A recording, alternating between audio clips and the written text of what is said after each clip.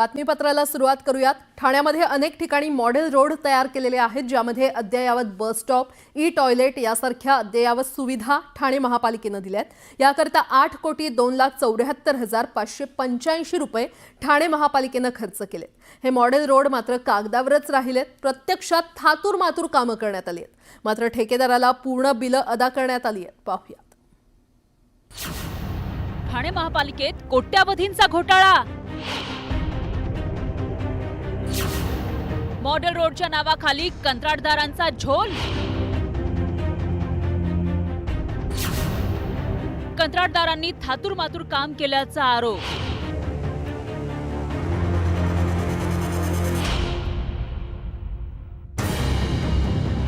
ठाणे महानगरपालिकेने ठाण्यात मॉडेल रोडच्या नावाखाली अद्ययावत बस स्टॉप, ई टॉयलेट यासारख्या अद्ययावत सुविधांसाठी मोठा खर्च केलाय।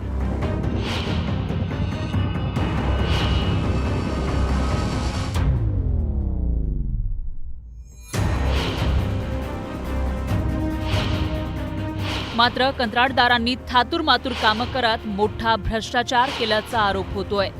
नेमका हा ठाणे मॉडेल रोड काय आहे बघूयात।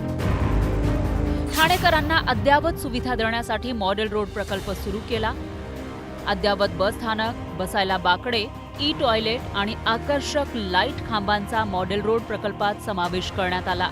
या मॉडेल रोडसाठी महापालिकेने तब्बल 8,02,74,585 रुपयांचा खर्च केला। जवळपास 8,74,00,00,000 रुपये जे आहेत ते या मॉडेल रोड करता खर्च केले गेलेत। हे पैसे कुठे वापरले गेलेत, त्या पैशांचं काय केलं गेलं हे मी तुम्हाला दाखवतो। हा बस स्टॉप आहे।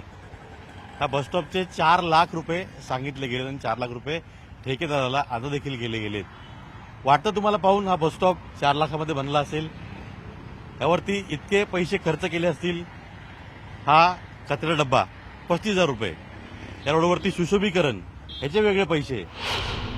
ठाणे महानगरपालिकेनं मोठा गाजाबाजा करत उभारलेलं हे मॉडेल रोड प्रकल्प प्रत्यक्षात कसं झालंय तेही बघा।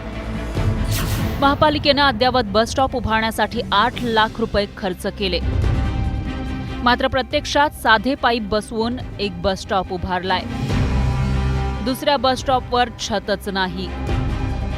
ठाणेकरांना बसण्यासाठी 12 बाकडे लावण्यात येणार होते, पण प्रत्यक्षात 2च बाकडे दिसतायत। तर इतर बाकडे चोरीला गेलेत असं उत्तर महापालिकेनं दिलंय। 2 कोटींचा खर्च करून उभारण्यात आलेले खांब अर्धवट लावण्यात आलेत। हा बस स्टॉप तुम्ही बघू शकता का, 4 लाख रुपये बस स्टॉपची किंमत लावलेली आहे। पूर्ण मॉडेल रोडचं काम 8 कोटी रुपयाचा होता। 8,70,00,000 रुपये देण्यात आले। ते 70 लाख रुपये कशाला देण्यात आले? एक्स्ट्रा पैसे कशाला द्यायचे? बाकडे होते, बाकडे ते अधिकारी म्हणतात चोरीला गेले। दुसरी गोष्ट, ई पार्लर येणार होतं, आईस्क्रीम ई पार्लर, ते पण नाहीयेत।